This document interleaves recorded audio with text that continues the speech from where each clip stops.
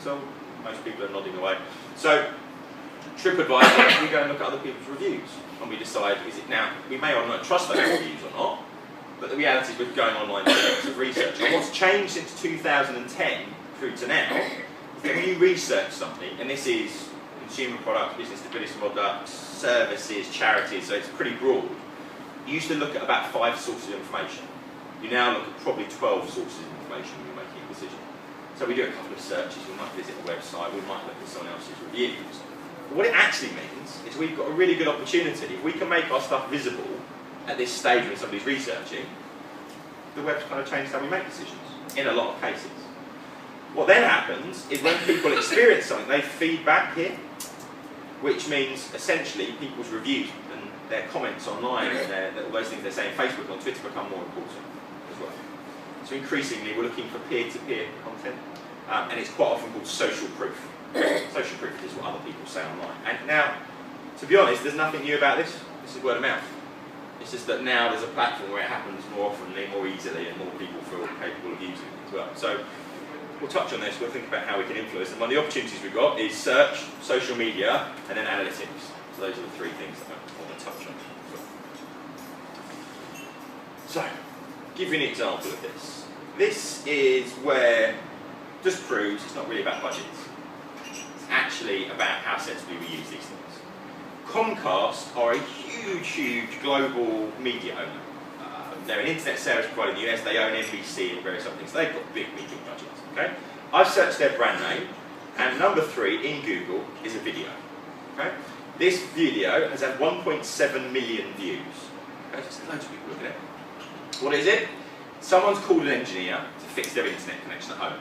The internet's not working. The guy comes out, he has to phone his own call centre to get the line switched back on. Okay?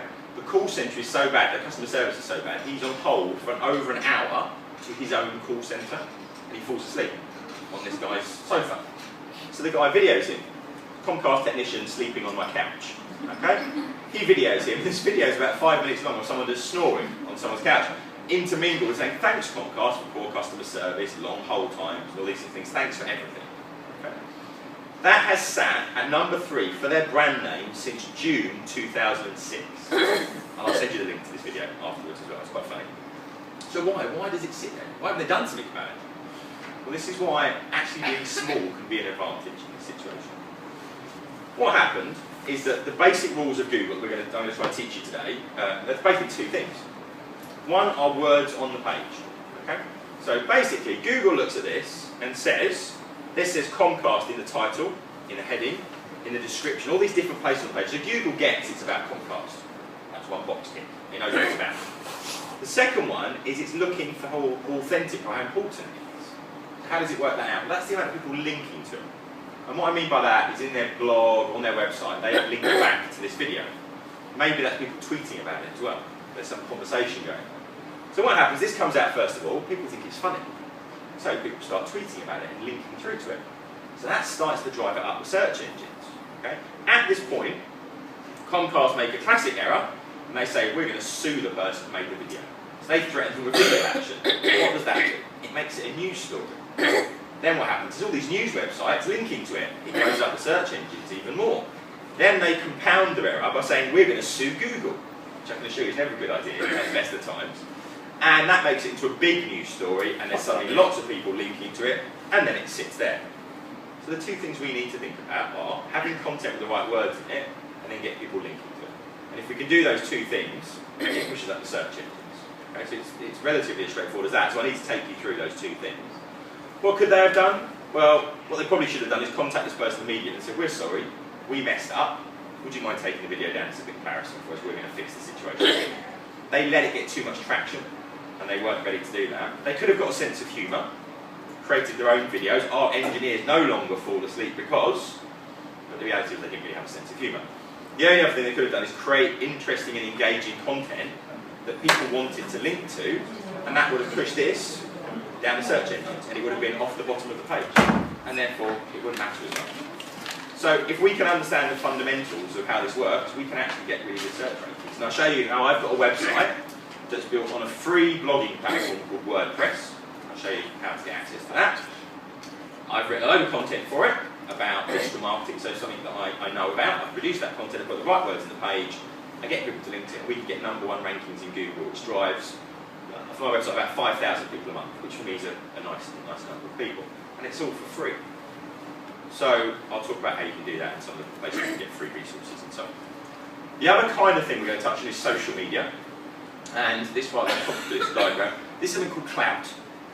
Okay? And this is where things are going. So I'll explain this. This is clout.com, Klout.com.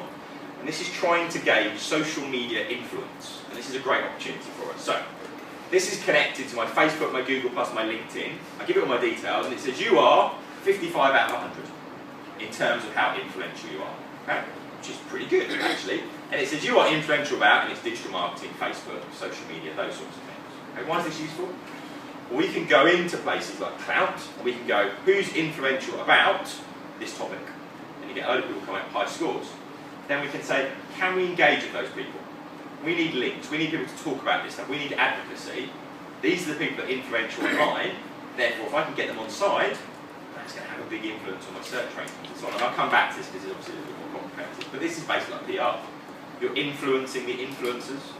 You're working out who's relevant in a particular industry and then getting them to talk to you as well. So I'll give you some advice on this kind of stuff as well.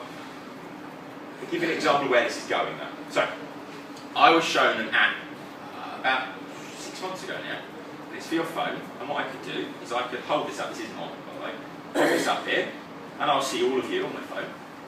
And then what I'll do is I'll have a little screenshot of all you on it, and after about 8 seconds, it will start to put a score underneath each of your faces.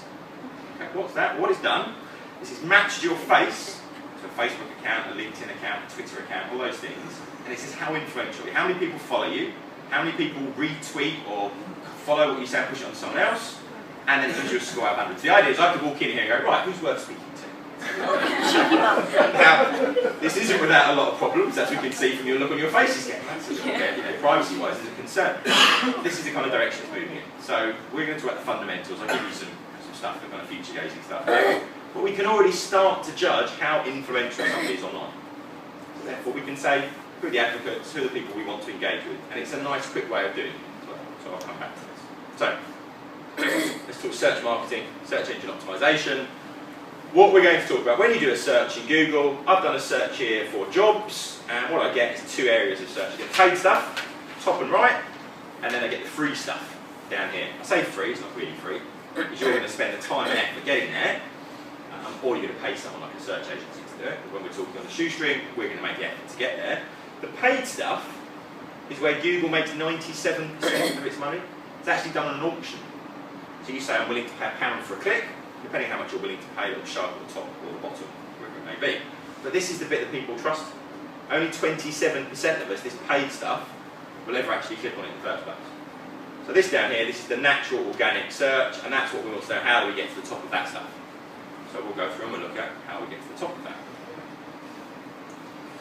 Now I'm talking about Google for this reason. This is what... The paid stuff usually comes up in a different colour when you're doing research, is that right? That's absolutely right. But what's happened is the colours become more subtle, so you can't really differentiate all that easily. So when you see it projected like this, you can't even tell the difference as well. So the idea is you're supposed to be able to see, these are ads, this is basically advertising, and this is the stuff that Google has decided in its infinite wisdom what's relevant and what's not.